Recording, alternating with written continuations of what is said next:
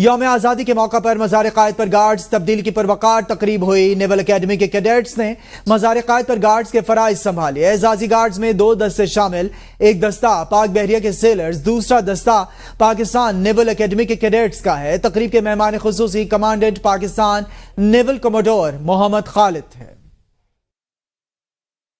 آج کی تقریب کی تاریخ میں یقیناً آپ سے جاننا چاہوں گی۔ آپ نے کہا کہ آج 14 اگست کو صدر مملکت آصف علی زرداری نے کہا ہے کہ موجودہ چیلنجز سے نمٹنے کے لیے اختلافات کو بالائے طاق رکھ کر کام کرنا ہوگا۔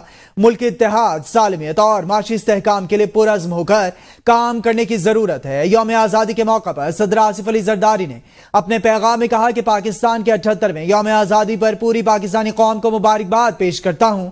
ہماری ذمہ داری ہے کہ عوامی فلاح و بہبود کے لیے وسائل کو بروئے کار لائیں۔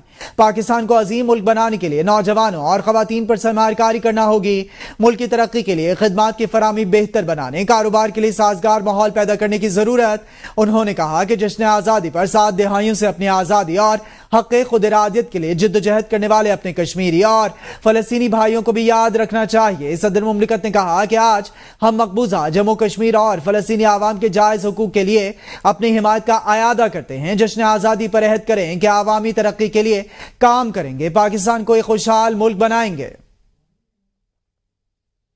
پاکستان کے 78ویں یوم آزادی پر وزیر اعظم شہباز شریف نے کہا کہ پاکستانی قوم کو دل کی عطا گہرائیوں سے مبارکباد پیش کرتا ہوں۔ اپنے بیان میں وزیر اعظم نے کہا کہ پوری قوم تحریک پاکستان کے گمنام ہیروز کی قربانیوں کو خراج عقیدت پیش کرتی ہے۔